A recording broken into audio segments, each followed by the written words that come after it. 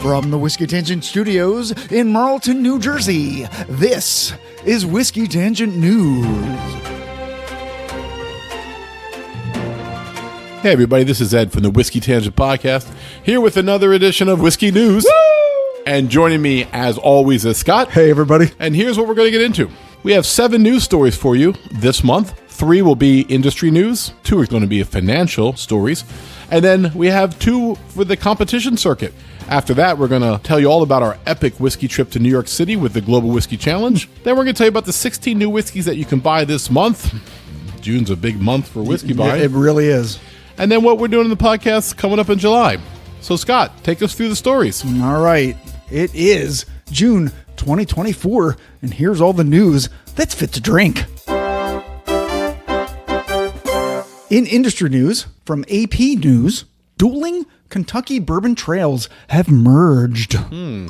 If you've never planned a trip to Kentucky, you may not have realized that the Kentucky Bourbon Trail is actually 2 trails. No, is it? It is. The first one was started by the Kentucky Distillers Association, or the KDA, in 1999 with 7 distilleries, expanding over the years to traverse the heart of Kentucky bourbon country, spotlighting such powerhouse brands as Jim Beam, Maker's Mark, Wild Turkey, Woodford Reserve, Four Roses, and Old Forester. Nice. But in 2012, What happened? a separate craft tour was launched to showcase all the smaller distilleries that cropped up during the so-called bourbon boom. And now the 2 tours are merging in order to connect a total of 46 distilleries. Shut your mouth. Yeah, What? 46. Are you going to list all 46? No. Giving visitors more options to plan trips to soak in the sights and smells of bourbon making in the bluegrass state. Right, so if you had a sample at each one, Scott, that'd be 46 whiskeys a day. Let's do it. That would almost break our Whiskey Tangent record. Yeah, seriously. The new tourism strategy also includes a new digital marketing campaign to help people plan their bourbon trips. Overall, the trail has attracted more than 18 million visitors from all 50 states and dozens of countries, contributing to an industry that injects $9 billion into the state's economy each year. And bourbon tourism seems to have shaken off its COVID hangover as the collective attendance of both tours surpassed 2.5 million visitors last year. Wow. That's impressive. Yeah, isn't it? And this goes back to when we talk about the entitlements some distilleries have with Kentucky, and there's taxes and stuff like that. Yeah. Because they're like, we're bringing tons of people in to eat at your restaurants and stay at your hotels and, you know, to get tickets on your roads because you know how Kentucky cops are. $9 billion is a lot of money. Yeah. So, like, you're mad that we don't pay certain taxes, but we're bringing in $9 billion. Yeah. So I see both sides of that coin. Yeah, you're all eating well. And honestly, if you lived in Kentucky, how much bourbon would you buy? I mean, The amount you buy here in New Jersey. yeah, I mean, it's crazy. I might have a problem. You know, and the thing is that people don't understand is like, there's a difference between people who drink a lot of whiskey and people who are alcoholics. Yeah. I've had numerous times when I've not drank for long periods of time. Yeah, and periodically I will stop for like 2 weeks because I'm like, just to make sure that I still can. And also, we stagger our recordings now so we can give our body a break because early in our podcast, we were drinking almost weekly, and you do it for 3-4 months, you start going, this isn't probably what we should be doing. No. You know? I mean, even this week, because Marty had some free time, I drank with him Tuesday and Wednesday, right? Yeah. And I didn't drink really Friday, but I did drink last night. So it's like, you know, you got to check in with yourself. Like, you know what, I'm taking next week off. Yeah. Those people out there who are enjoying their whiskey, make sure you're still in control of your own domain. Agreed. That's our public service announcement. That's right. PSA. We've met our court-ordered mandate.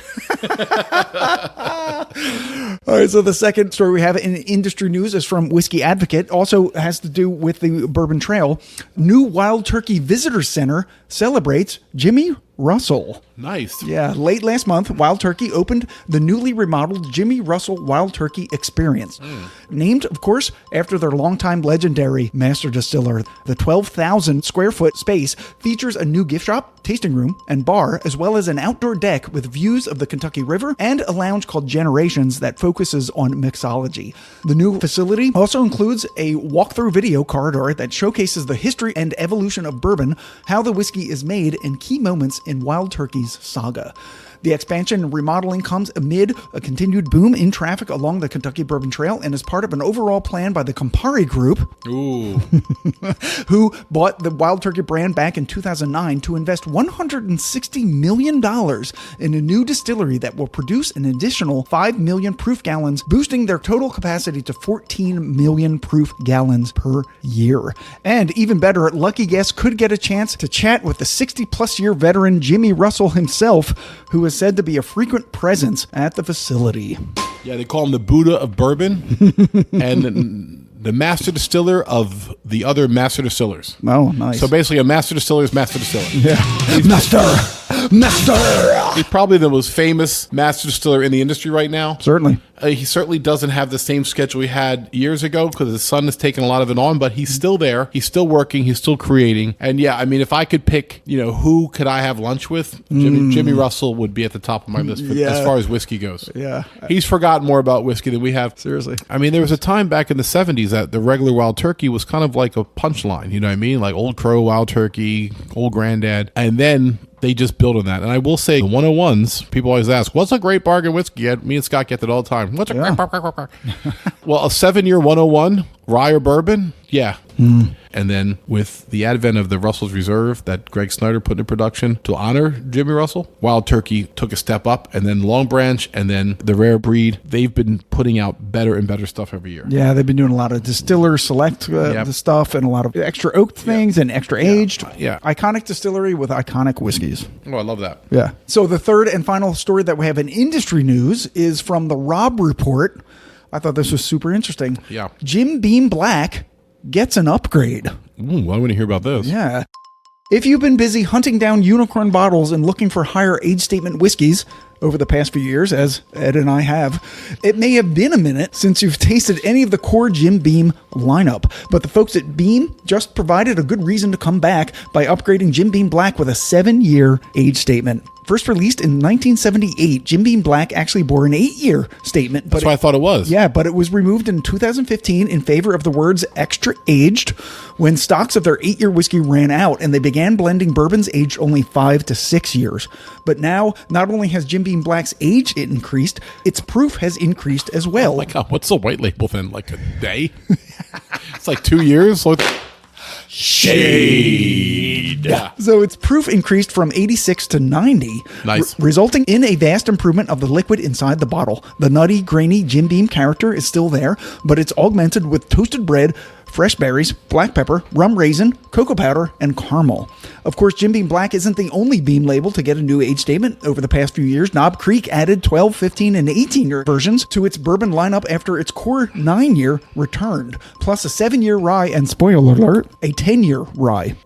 Overall, these may seem like risky moves to make during what is shaping up to be a bit of a bourbon contraction. However, it's actually an intentional plan to increase quality in a congested marketplace. As Master Distiller Fred No explains, I think the industry got a little spoiled during COVID with double-digit growth on just about anything that you put on the shelf. Now people are getting out, maybe drinking a little less. You're seeing more push towards low and no alcohol, so there's just a lot of stuff out there. The shelves are very crowded with bottles. And anyone who's got a fat checkbook has a distillery.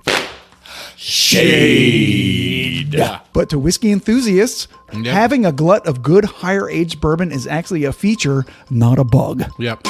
And I will say this, that I think Scott and I were reintroduced to the Jim Beam Black when we were given a couple bottles of Legent to feature, which is a blend of the black finished in different ways and then re-blended together. That's right. I forgot about that. And we said, you know what, this is really good. And I will tell you right now, for the price point, Legion is a very nice drinkable bottle. It still is. It is.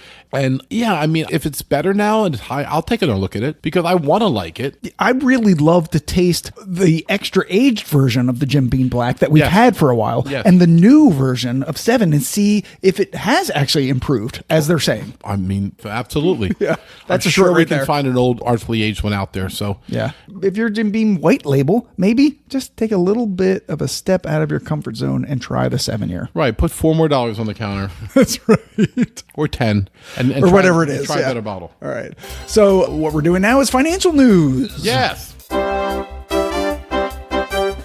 From Kyoto News in Japan. Oh. Yeah. Nikka ramps up investment to increase whiskey exports. I thought you were going to say Nikka acquires Beam just to cut them out of the name again.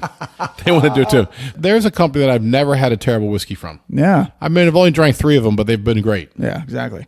So on the heels of Japanese whiskey's new rules officially going into effect, which we reported on in April, and Beam Suntory's drastic name change to Suntory Global Spirits, highlighting their focus on the international market, which we reported on in May, and Ed's still mad about. I am mad. Yeah. I'm mad. It's bullshit. The just turned 90 Nikka Whiskey Distilling Company, Japan's second largest distillery after Suntory, is feeling the pressure to preserve their market share. So toward that end, the company recently announced that it will invest 6 billion yen, which is $38 million US this year, on storage facilities while boosting production capacity to tap into the surging demand for Japanese whiskey overseas. Nikka's parent company, Asahi Group, whose whiskey brands also include Taketsuru, Yoichi, and Miyagakayo, has already invested $80 million since 2015 to keep pace with not only Suntory, which itself has invested $450 million since 2013 on its facilities, but also the number 3 Japanese distillery Kirin, which has spent $50 million in the same time frame. Experts say that Japan's wide variety of climates helps the country produce smooth and elaborate whiskey brands that attract an equally wide variety of overseas drinkers, resulting in a 14-fold increase in exports during the past decade. However, because production requires long maturation periods, Japanese whiskey makers are now facing a shortage in supply. But as Asahi Group President Kazuyo Matsuyama said while announcing their increased investment, the more we can make, the more we can sell. Right. So in the meantime, what they're going to do is they're going to put out some inferior, immature whiskey. So I say, stop drinking Japanese whiskey and fuck Global Suntory right up the ought. Oh, wow. And go drink American bourbons that we have tons of. And salty. Salty Ed, everyone. And then when Japan makes good whiskey again, we'll go back to them. If you want to buy whiskey bottles in the South Jersey area where we're based, Benash has somewhere in the area of 30 to 40. They do. One of the best supply of Japanese whiskeys you're going to find in the area. We haven't mentioned Benash in a while. Give them some love. That's true. We haven't. Rich and Bill. Rich and Billy and Taylor, yeah. All right, so the second and last story that we have in financial news is from Men's Journal. Buyers are getting cheap Blantons from an unlikely source. Interesting. This is great. What's that? So, distilled at Buffalo Trace in Frankfort, Kentucky, Blanton's Single Barrel has seen its popularity increase steadily over the past decade, owing to 1, its sweet flavor profile with notes of citrus and oak, 2, its iconic bottle shape and collectible horse stoppers, and 3, let's face it, a lot of misinformed, inexperienced whiskey drinkers who possibly don't know any better. Yes. Shade. Because while Buffalo Trace sets Blanton's price at $56.99, appropriate. Yeah, its soaring popularity results in liquor stores and online markets selling the brand at an average, according to winesearcher.com, of $163 per bottle. Ridiculous. However, in recent weeks, much cheaper sightings of Blantons have been reported at the most unlikely of places, the wholesale warehouse chain Costco. Oh, yeah. I have to get a membership there. They have cheap gas. They have great... They get cheap everything, apparently. Evidently. So, of course, Costco may not seem like the place to score a super rare bourbon, but pictures of Blantons on store shelves in Washington, D.C. and several cities in California are being shared on Reddit, showing prices as low as $56.89, which is 10 cents less than MSRP. Unfortunately, finding a rare spirit at Costco is dependent on each state's liquor laws. Thank you, Prohibition. Bastards. Because not every outlet is allowed to sell alcohol, and even those that do may not be able to sell hard liquor. But for whiskey aficionados who are fortunate to live in a state that sells both, it's certainly worth perusing Costco's spirits aisle on your next visit. And I'll tell you right now, I like Blanton's, and I've always enjoyed it. And Me too. And there's so much hatred online for it because they say it's overrated. It's not overrated. It's overpriced. Mm-hmm. It's a big difference. I just bought a bottle last weekend, and I'll tell you what I had to do to buy it. Oh, no. Okay, no. Here we go. So I was in... Did you go to the back room? No, I was in the liquor store, right. It didn't involve me doing anything immoral or... untoward. Right. Yes. I walked into a liquor store up in North Jersey looking for something to take to a party. Okay.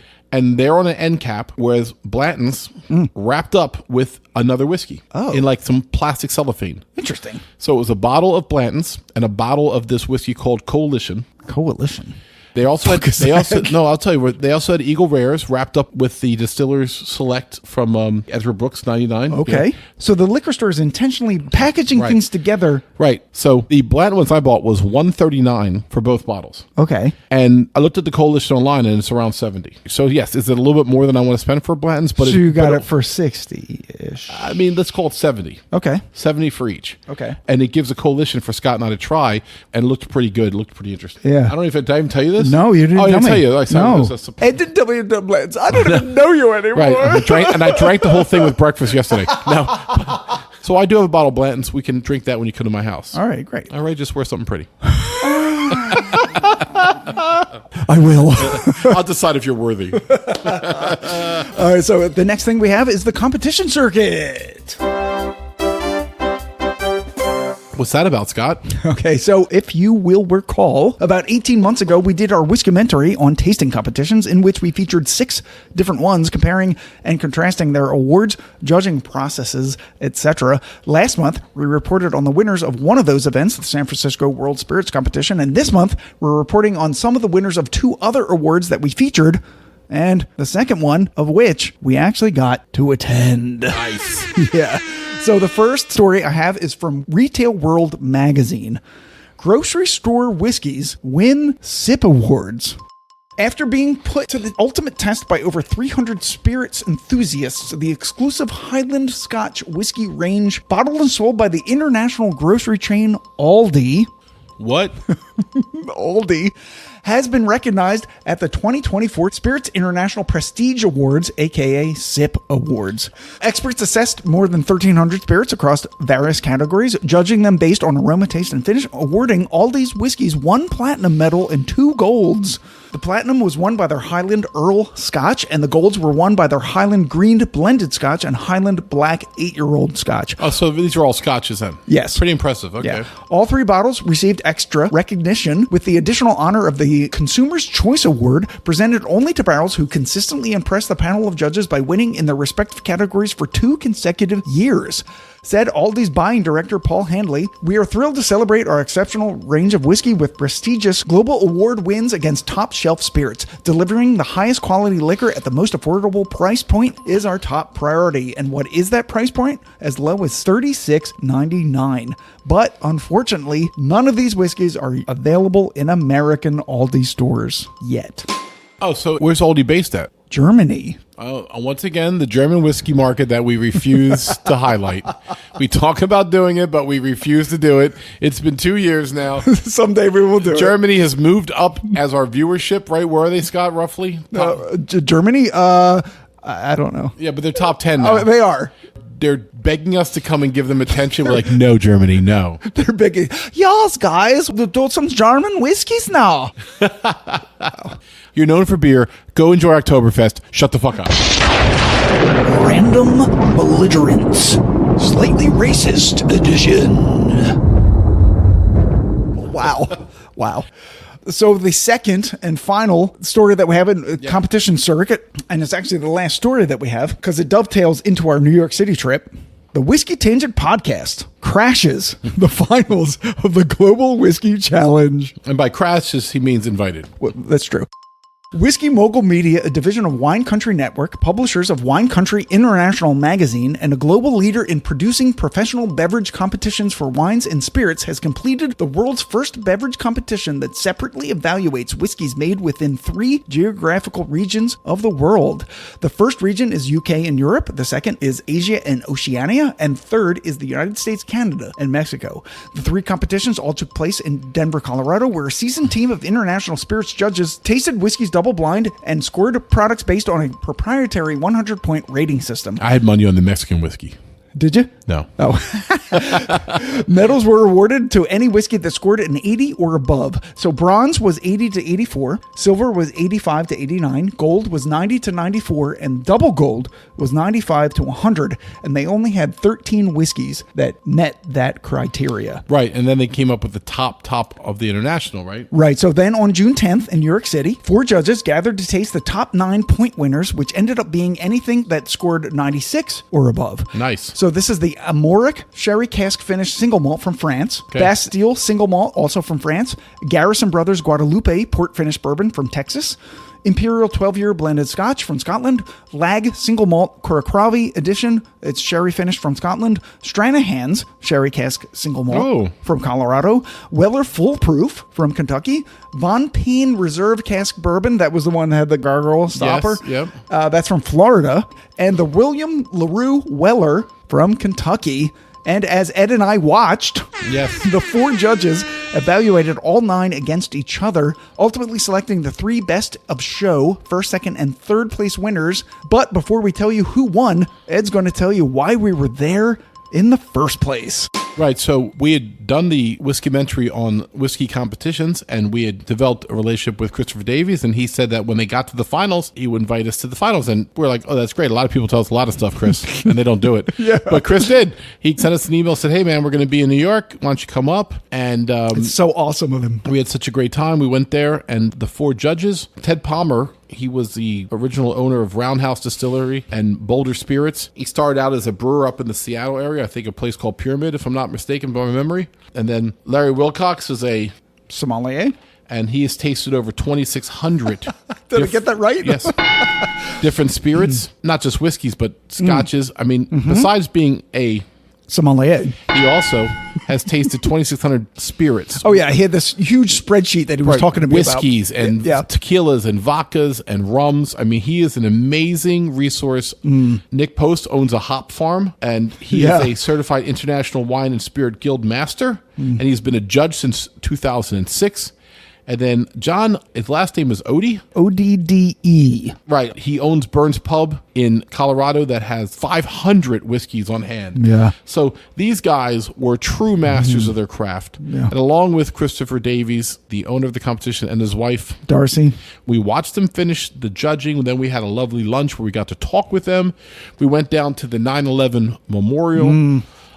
Sobering. We went to the seaport, and the best part was when they were leaving, they couldn't fly back with all the open whiskeys, so we got to take a lot of great whiskeys. A William LaRue Weller, which we're going to do a quick taste on in a few weeks. Yep. We got a Thomas H. Handy, which will make an appearance. And we had such a good time with them. Oh, my God. We all became like fast friends. Yeah, we were like So describe like the scene. Like we get there. Yeah. And it's like 4 guys in a room plus Christopher and his wife. Right. And they're facilitating their drinking. Right. Tasting it, and they're arguing among each other. Yeah. Yeah. They are arguing too. These guys knew each other, and it was fun watching the history with them and the respect that they had for themselves and their craft.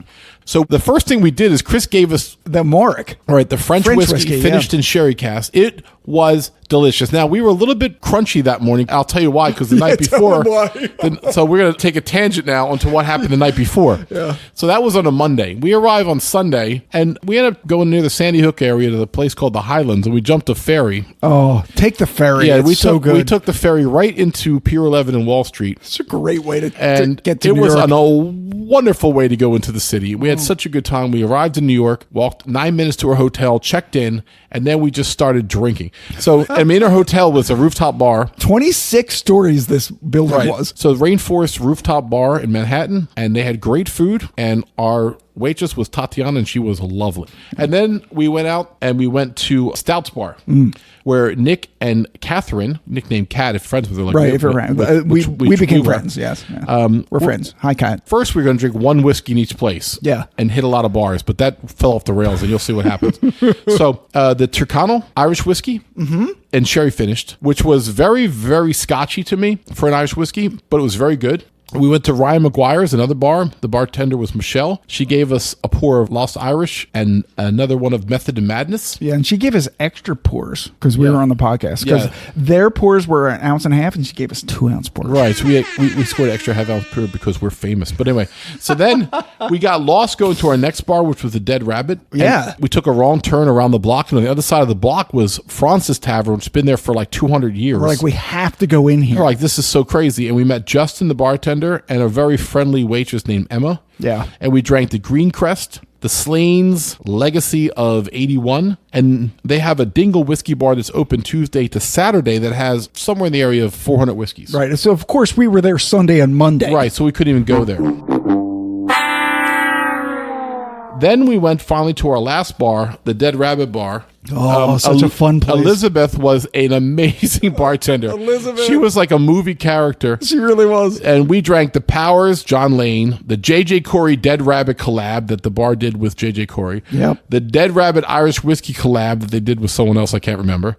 We did Keeper's Heart Irish, American Rye. It was like a blend, right? And then we did a Woodford Cuvée. Oh, the Cuvée. Yeah. Wow. Was so good. That was like 15 of their different whiskeys blended together, because that's what a Cuvée is in the wine world. What made it interesting was this was voted #1 bar in the world 2016. Yeah. And I can see why. It was a hell of a bar. Of the world. Right. So not this- just right. in Not New just York. New York City. Yeah. And so it was an amazing night. We drank so many Irish whiskeys. We spent And almost so- $200 Right. at the Dead Rabbit. Yeah, we drank a lot of whiskey. Yeah. So then we woke up the next morning. It was 10 o'clock. We had to be at the judging. And once again, 10 o'clock comes early when you're going to bed at 1 o'clock drunk from the day. Oh, I forgot to mention. Oh, right. We went back up to the bar. Right. Oh, my God. This is the worst part. We got back to our hotel. We go back to the Rainforest rooftop bar. Yeah. Now it's very, very empty. Evidently, the boss left or something. I don't know what happened, but we sat at the bar, and because we drank so much Irish whiskey, Scott ordered a Knob Creek, I ordered a Larceny. They didn't have an extensive whiskey list. Yeah. Something wasn't going to cost too much because we already just spent $200 at Dead Rabbit. We just wanted something that's normal. Well, he poured us The deepest pour. right. You picture a rocks glass filled up with like a centimeter from the rim. You couldn't have poured worse for me at the end of the night. We were already pretty buzzed up. We went to bed hammered because my of those God. 2 pours. And But then, we had hydrated really well the did. entire night. Right. So when we woke up, we actually weren't all that bad. we weren't that bad, Yeah. but what we weren't necessarily in the mood for was a whiskey as soon as we walked in at 10 o'clock in the morning. And Christopher grabs us the French sherry finished, the name of it again, Scott? The Amoric. Right. And hands it to us. And I tasted it. I go to Scott. I go, oh, my God. We had 15 whiskeys last night. And I'm like, this is the best thing we've had. It really was. And then I wandered into the judging room and watched them. And I'm like, what's going to be better than this? Yeah. So go ahead, Scott. Give us the list. So the global best of show, third place was the Stranahan's Sherry Cask. The second place was the Amoric single cask sherry finish from France. And the first place, Surprisingly to me, because it was so different than 2, 3, so and 4. different. And we did taste it Oh, we tasted all of them. before they decided. Yeah. The Lag Single Malt Korakravi edition. And before they finished, they said, Ed, are you sure you think we should go with this one? No, they didn't. They didn't. They didn't do that at all. I'm just Right. kidding. We tasted, we did not judge. No, we did not judge to at be all. clear. We did not judge at all. And nor if we had the judge, they would not have cared. They would not have listened to us right, at but all. The big winner for me watching that was the Stranahan's Sherry Finish, Yeah. which is a brand that I've loved for a very long time. It was the first one that I really embraced the single malt industry, the regular old yellow label, and then the Blue Peak, which is a $40 bottle, which I have to tell you, you have to push me to find a better deal in the single malt market. And I knew, and Scott knew, that once it became certified as a genre of whiskey in America, everybody was going to fill that void with a single malt. Yep. For these guys to pick the Stranahan's Sherry Cask finish to come in third of this competition is a testament to Stranahan's. They all tipped their hat towards Stranahan's too. I don't think they expected Stranahan's to be running with the big boys yet, and they did. Yeah, they were really impressed with it. They're all mostly from the Colorado area, and they were also surprised by it, because I did sort of like make a joke, and I said, are you going to get a little pushback because you're all from Right. Colorado, Right. and you picked a Colorado whiskey for the thing, and they all kind of laughed, and then went, well, I mean, I don't know. You saw us taste it. We all tasted blind. Like, Right. what can you do? And we tasted it, and I will say this, it was a little harsher than the French one, which is finished in sherry as well, Right, yeah. but it had different character notes. So Yeah. I think there was a right choice to put the French one above the Stranahan's, but I did too. I like the Stranahan better than number one because I don't really like scotches of that makeup, but that's my own personal thing. I tasted it. It's a very complex, delicious whiskey. I can see why it won, but it's a little peaty, a little smoky. It is? But you can't deny the quality. Yes, the Lag Single Malt might be the best smoky scotch I'd ever had in my entire life. I concur. It was extraordinary. It had the smoke, but it wasn't overwhelming like a lot of the smoky scotches that I've had in the past. Like when you taste a smoky scotch, sometimes Right. the smokiness takes over everything and you can't taste anything else. As I watched the judges, Scott, I didn't feel like number one was in play. I feel like they were arguing about the lower ones. Do you agree with that? I feel like they were worrying about the order of 2 and 3 and 4. I could be Yeah. wrong. And if I'm wrong with the judges, please email us at whiskeytangent@gmail.com. And we're going to send this out to all you guys so you can check it out, because we really became best of friends. Like, we're the bestest friends with those guys. I mean, me and... we had lunch. We walked around the city with them. We shared a somber moment at the 9/11 memorial. We went to the seaport and had drinks, took pictures, and it was really such a great time. I was actually sad to see them leave. Yeah. So the top three that they had were all single malts, which I didn't even put together, but you're right. And I think being that it's a Global Whiskey Challenge, having an international whiskey win it was probably not a bad thing. And then he had a French one, number 2, and he had American number 3. So Scotland, France, U.S. America was represented. So, you're not going to get a pushback from the locals. Represent. Right. But I will tell you this. I've tasted 400 plus whiskeys probably, and so has Scott in our lives. Yeah. And we thought we were doing something until we met Larry with his 2,600. All right, Larry's a little bit older than us. I'll give him that. But Larry's 75. But, he's tasted a lot of whiskeys in his life. Don't put his business on blast, bro. Damn it. But he doesn't care. No, he doesn't. No, he was great. He sat between us. Right, at the lunch. At the lunch, because he asked, he's like, do you want to sit next to Ed? It's like, no. I don't. We do not want to sit next to each other in the world. We want to meet other people. I was between Larry and Darcy. Yeah, and I was sitting between Larry and Ted, right? Yeah, and he was a vast, vast knowledge. Like all these guys had so much knowledge, and it's kind of like their own thing. Like they all had their own different expertise. They did. Like it was amazing to talk to each one. We end up all falling into each one individually at times. I talked to John a lot. Yep. Chris talked to us while they were judging. When we were walking around, Nick shared a lot with what he did. Yeah. And at lunch, he's got a very boisterous voice. And Darcy was sharing a bunch of the stuff that I do in my actual job. Yeah. With publishing and stuff, like she does a lot of their publishing. Yes. She does graphic design. Yes. She does composition, and also she loves cacio e pepe pasta. Yes. Yeah. Right. The food was good at lunch. Food was amazing. Where was the place? Was it? The Eataly. The Eataly, which is like this Italian eatery. I'm going to tell you right now, from the time you walk in the front of it, it's like a couple football fields to get back where the tasting was. It's like a Boscov's of food. Yeah, it's like a department store of food. Like you just keep walking and walking, and every corner there's somebody making something amazing. There's food, and there's wine, and there's bread. Yeah, people are baking these little ovo pizzas, and there's like focaccia sandwiches, and it's like there's meetings of people and how to serve food better. And we had a 4-course lunch, and it was awesome. Yeah. So I want to thank the judges, Ted, John, Nick, and Larry, for sharing so much with us, including us in their day, and Darcy and Chris for inviting us. Absolutely. It was a great trip for us, and we had a blast. Thanks a lot, guys, and we tip our glasses to you. Right. So the next thing that we do on the news is the new whiskeys that you can buy this month. We've got a lot of them. Oh, yeah. More than normal. Yeah. The first one we have is Angel's Envy Bottle and Bond Bourbon. So with its core bourbon finished in port cask up to 6 months and its rye finished in rum barrels up to 18 months, Angel's Envy has always been about finishing. But that's changing with their newest release, a cask strength bottled and bond bourbon that doesn't undergo secondary aging. It is 100 proof, it's 6 years aged, it's 72% corn, 18% rye, 10% malted barley, caramelized sugar, vanilla wafers, banana pudding, honey, light fruit syrup, latte, and toasted oak. The MSRP is $55. I mean, it's not bad, but why is it cask strength at 100? Like, that's weird. That is weird. All right. But for 55, I would try, because I am a whore for bottle and bond. Everyone knows it. But that's 375 milliliter bottle at the distillery. What? Yeah. So it's 110, really, is what it is. Wait, they always do something weird. I'm going to stick with the rye. Back to the rye for $89 for 100 proof. It says cask strength, but you're right. It's 100. Yeah, I agree. Listen, I love their rye, but everything else to do is weird. You're so weird, Angel Envy. Yeah.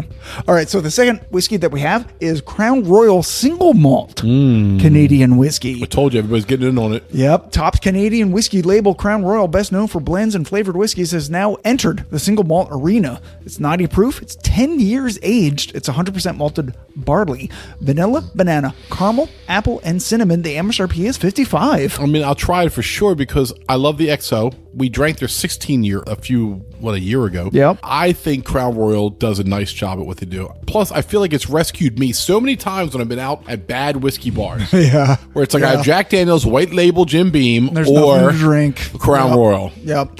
I like Crown Royal. I don't love Crown Royal, but like you said, it can be good in certain situations. And this one, it's $55. Yep. For a single malt Canadian whiskey, which I've never had before. Is there a proof? 90 proof. All right. But it's 10 years aged. Sure, for $55. Yeah. It's a good deal. All right, so the next one we have is Heaven Hill has 3 new grain to glass expressions. Well, you got the story I sent I you. did. It just came out. It was very new. This latest addition to the Heaven Hill family is what will be an annual collection of Kentucky whiskeys that highlight their commitment to quality, sustainability, and craft.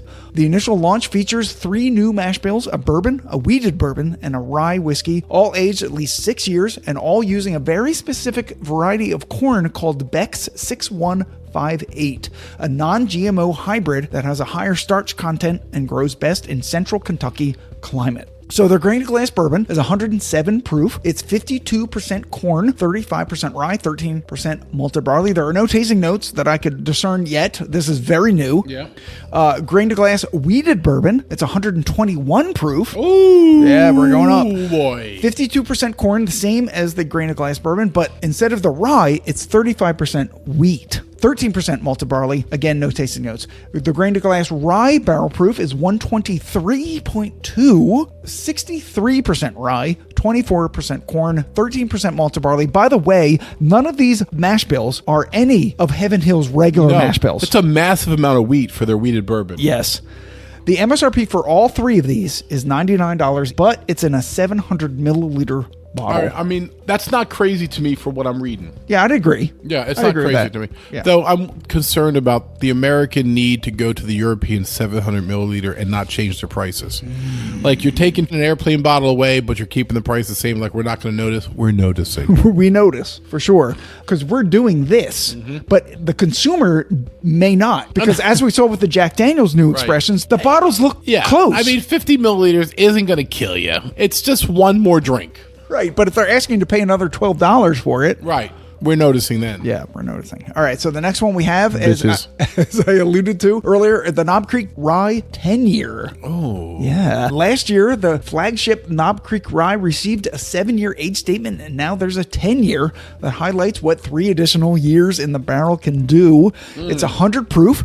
10 years aged, of course, 55% rye, 35% corn, 10% malted barley, tannic and oaky with caramel, brown sugar, prunes, black pepper, Dr. Pepper, baking spices, and belt leather dipped in vanilla. What? MSRP is $70. Why 70? Their 9-year rye is like $40. Why 70 for another year? I'm confused by that. Well, it's not a 9-year rye, it's a 7-year rye. Yeah, but the 9-year It's a 9-year bourbon. is like $38. Yeah. Well, All right. Well, yeah. all right. Well, who am I to judge? I agree with you. I mean, I'll buy one to try, but I'll buy less of it at 70 than I would at 55. So I'm just being honest. Knob Creek, if you're listening. All right, so the next one we have is Little Book Chapter 8. I love the little books. Love Little Book. And this one I've read online, so I'm really enticed by this one. I might go out and find it. It's creeping up in price every year.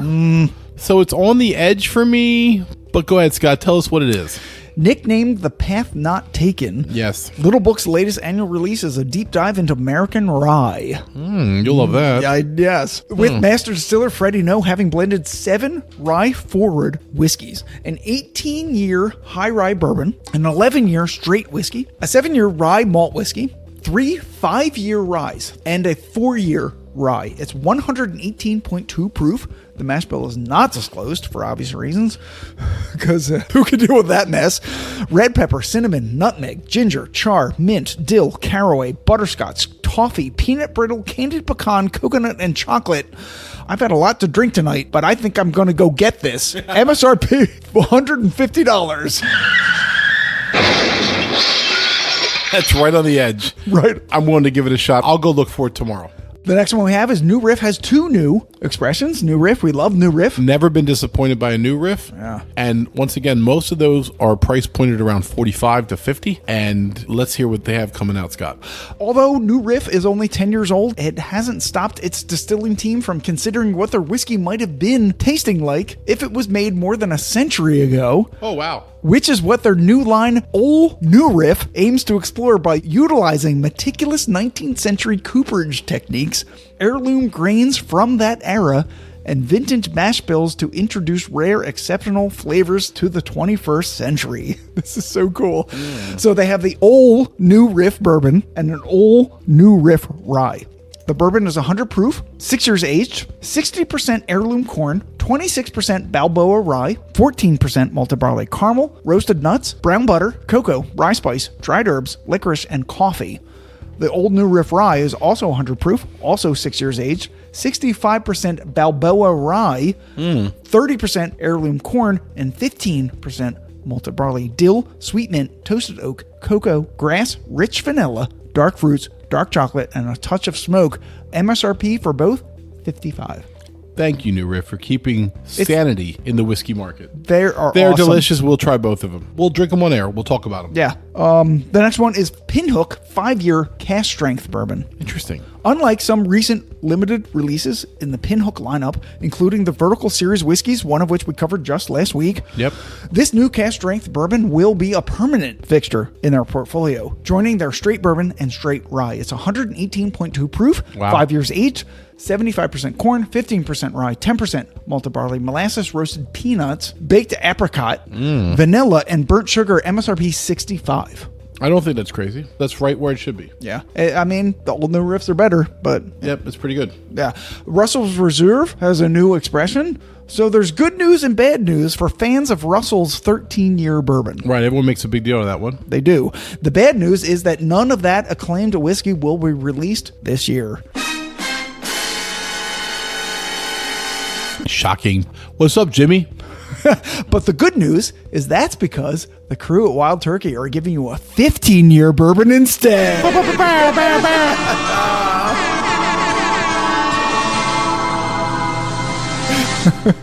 This one-time bottling is 117.2 proof, 75% corn, 13% rye, 12% malted barley. Nice.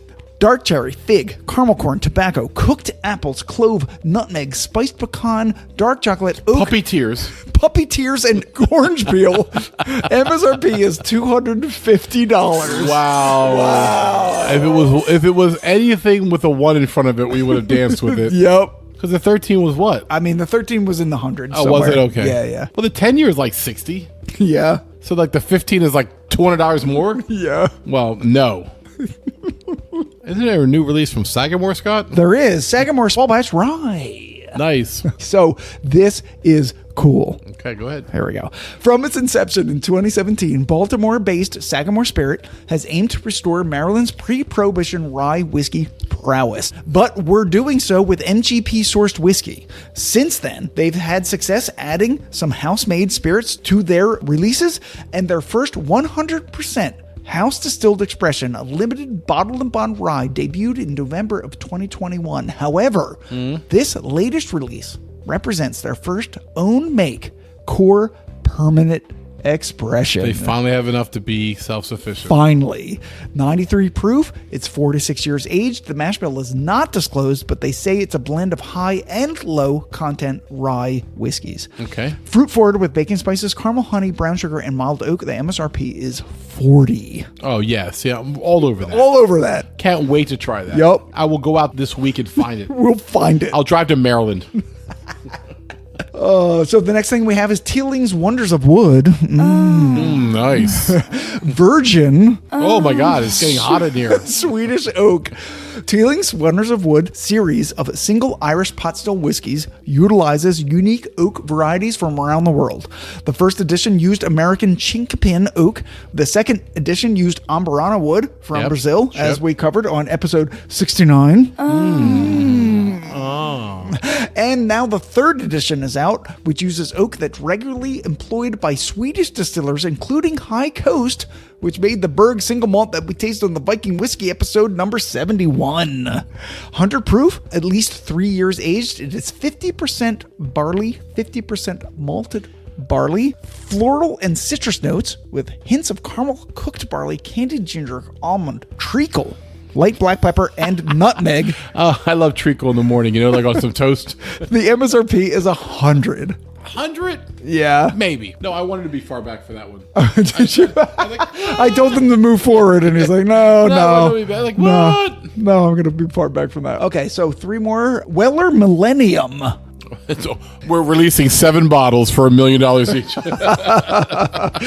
In the year 2000, right at the start of the current master distiller Harlan Wheatley's tenure as distillery manager, Buffalo Trace began laying down barrels intending to save a portion of them for longer maturation. Weller Millenium is the fruit of those efforts. It's 99 proof. The mash bill is not disclosed, but it is a blend of wheated bourbon and straight wheat whiskey from 4 different years. Okay.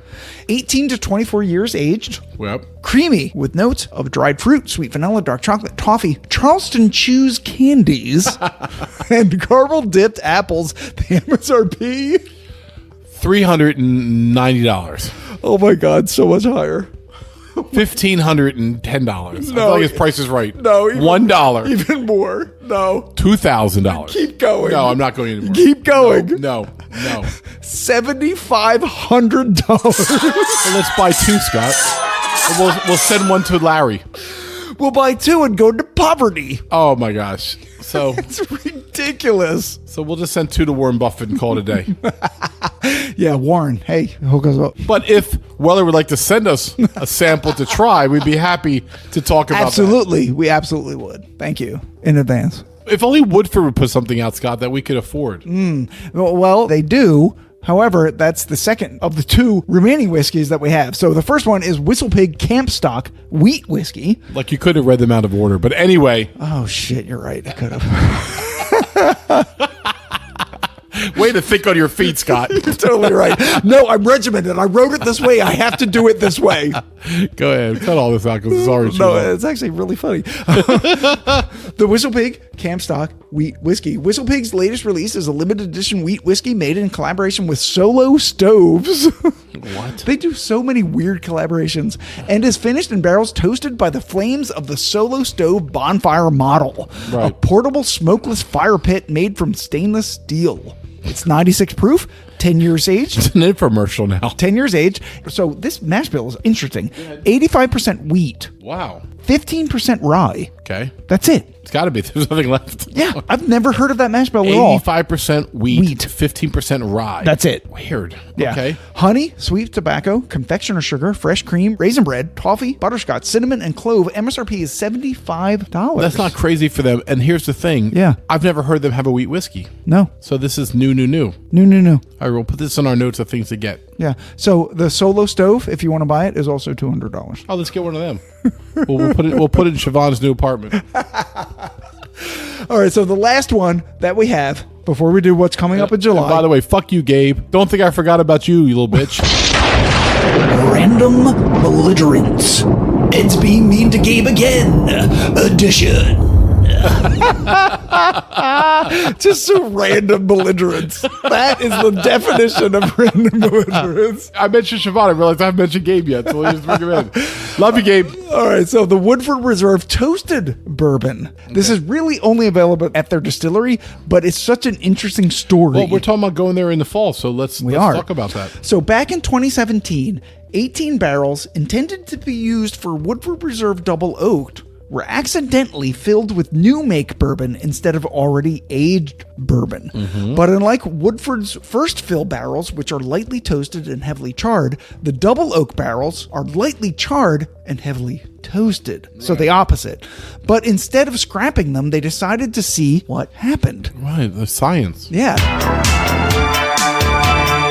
And this new limited distillery series is the result. 90.4 proof, as Woodford Reserve is. It's 6 years aged, 72% corn, 18% rye, 10% malted barley, graham crackers, dark cherry, cooked banana, honey, cinnamon, and nutmeg. The MSRP is $65 for a 375 milliliter bottle at the distillery. Well, if we go to Kentucky, that could be a treat for ourselves. Yeah, and everyone loves mistakes like this. Yes. This is like people who collect coins or stamps. 18 barrel for Woodford is like you finding an extra tube of toothpaste under the cabinet. Like, oh shit, I got extra toothpaste. Like, that's nothing to them as far as math.